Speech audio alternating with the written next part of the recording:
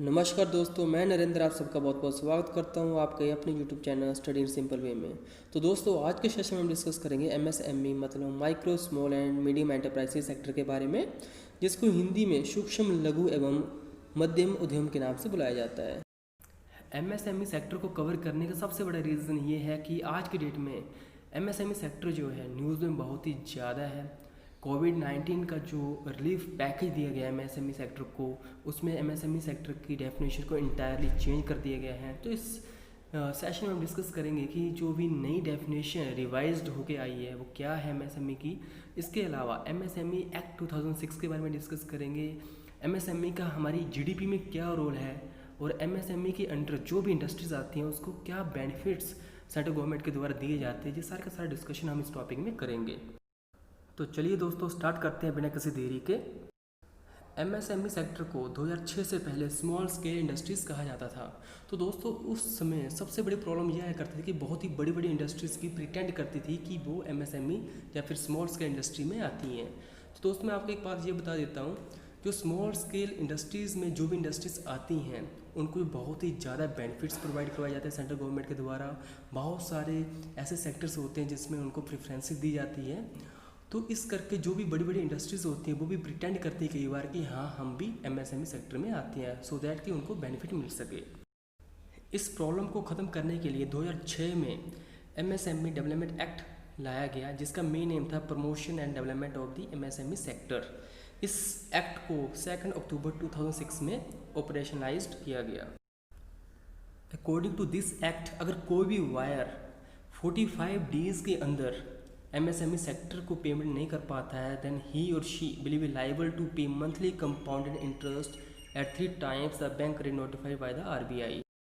इस एक्ट के तहत स्मॉल स्केल इंडस्ट्रीज़ को 2 मेजर सेक्टर्स में डिवाइड किया गया, manufacturing sector and service sector. And further इनको डिवाइड कर दिया गया 3 अलग अलग ग्रुप्स में, micro small and medium enterprises. तो दोस्तों, इस एक्ट ने स्मॉल स्केल इंडस्ट्रीज़ को एक नई डेफिनेशन दी, जिसका नाम रखा गया micro small and medium enterprises. जैसा कि दोस्तों मैंने आपको पहले बताया है, MSME सेक्टर को 2 मेजर सेक्टर्स में डिवाइड किया जाता है, manufacturing sector and service sector.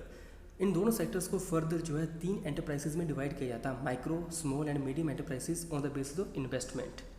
तो चलिए दोस्तों, सबसे पहले हम बात करेंगे मैन्युफैक्चरिंग सेक्टर के बारे में। अगर कोई कंपनी 25 लाख रुपये तक का इन्वेस्टमेंट करती है तो उसको माइक्रो एंटरप्राइजेज में रखा जाएगा। अगर कोई कंपनी 25 लाख से लेकर 5 करोड़ रुपये तक का इन्वेस्टमेंट करती है तो उसको स्मॉल एंटरप्राइजेज में रखा जाएगा। अगर कोई कंपनी 5 करोड़ से लेकर 10 करोड़ रुपये तक का इन्वेस्टमेंट करती है तो उसको मीडियम एंटरप्राइजेस में रखा जाएगा। तो चलिए दोस्तों, सर्विस सेक्टर के बारे में बात करते हैं। अगर कोई कंपनी 10 लाख रुपये तक का इन्वेस्टमेंट करती है तो उसको माइक्रो एंटरप्राइजेस में रखा जाएगा।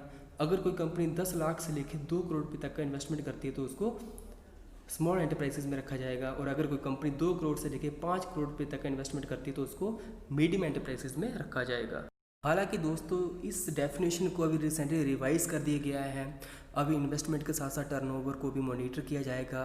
अब जो भी एंटरप्राइजेस का कैटेगराइजेशन होगा उसको इन्वेस्टमेंट और टर्नओवर के बेस पे किया जाएगा। तो इसके बारे में भी हम फर्दर डिस्कस करेंगे।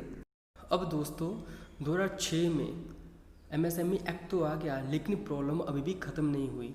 अभी भी बहुत बड़ी बड़ी इंडस्ट्रीज़ लेस इन्वेस्टमेंट शो करके अपने आप को MSME सेक्टर में सर्टिफाइड करवा लेती थी और बहुत ही ज़्यादा बेनिफिट्स क्रिएट कर रही थी।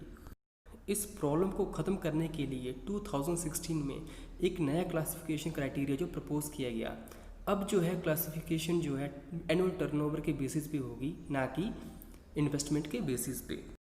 इस क्लासिफिकेशन के अकॉर्डिंगली अगर किसी कंपनी का एनुअल टर्नओवर 5 करोड़ रुपये तक का है तो उसको माइक्रो एंटरप्राइजेस में रखा जाएगा।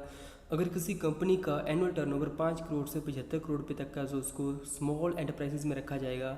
और अगर किसी कंपनी का एनुअल टर्नओवर 75 करोड़ से लेकर 250 करोड़ रुपये तक का है तो उसको मीडियम एंटरप्राइजेस में रखा जाएगा। हालांकि दोस्तों, इस क्लासिफिकेशन क्राइटेरिया को इम्प्लीमेंट नहीं किया जा सका, लेकिन अभी जो रिसेंटली जो है इसकी जो डेफिनेशन को रिवाइज कर दिया गया है। अब जो नई डेफिनेशन आई है उसके accordingly manufacturing and service sector को कंबाइन कर दिया गया है। उसके अलावा MSME सेक्टर को अब क्लासिफाई किया जा रहा है on the basis of investment and annual turnover. पहले क्या होता था, MSME सेक्टर को ओनली इन्वेस्टमेंट के बेसिस पे क्लासिफाई किया जाता था, बट अब जो है एनुअल टर्नओवर को भी इसमें कंबाइन कर दिया गया है। तो चलिए दोस्तों बात करते हैं माइक्रो इंडस्ट्री के बारे में एज़ पर न्यू डेफिनेशन। अगर कोई कंपनी 1 करोड़ रुपए तक का इन्वेस्टमेंट करती है या फिर उसकी एनुअल टर्नओवर 5 करोड़ रुपए तक है तो उसको माइक्रो इंडस्ट्री में रखा जाएगा। अगर इन दोनों ही क्राइटेरिया में से कोई भी क्राइटेरिया फुलफिल होता तो वो माइक्रो इंडस्ट्री में आएगी।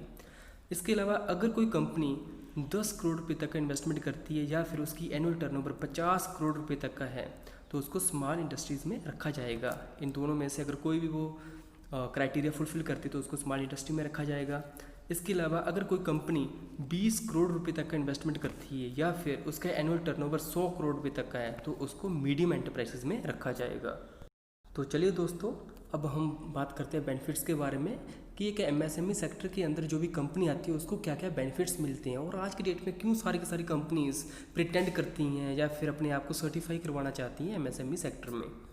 तो सबसे पहला बेनिफिट आ जाता है bank loan on low interest rate. अगर मैं एमएसएमई सेक्टर की बात करूं तो उनको जो भी बैंक लोन मिलता है उसका रेट ऑफ इंटरेस्ट बहुत ही लो होता है। इसके अलावा टैक्स में रिबेट मिलती है और बहुत सारे ऐसे गवर्नमेंट टेंडर्स होते हैं जो ओनली एमएसएमई इंडस्ट्रीज़ को ही मिलती है, कोई भी दूसरी इंडस्ट्री उसमें इन्वॉल्व नहीं हो सकती। हाँ, higher preferences for government licences and certification. अगर कोई गवर्नमेंट का लाइसेंस चाहिए या सर्टिफिकेट चाहिए उसमें भी इसको सबसे ज़्यादा प्रेफरेंस दी जाती है। इसके अलावा अगर कोई भी एमएसएमई सेक्टर की कंपनी है वो ओवर ड्राफ्टिंग लेती है तो उसको 1% का एग्जाम्पशन भी मिलता है इंटरेस्ट रेट पे। इसके अलावा ट्रेडमार्क रजिस्ट्रेशन पे 50% की सब्सिडी मिलती है। इलेक्ट्रिसिटी बिल्स पे भी कंसेशन मिलता है and protection against delayed payment. अगर इनके पेमेंट में डिले होता है तो उसके अगेंस्ट भी इनको प्रोटेक्शन मिलता है। And the final benefit is special consideration on international trade fairs. तो दोस्तों this was the end of the video. अगर आपको वीडियो पसंद आया तो please like share and subscribe करना मत भूलिएगा। वीडियो देखने के लिए बहुत बहुत धन्यवाद। Thank you.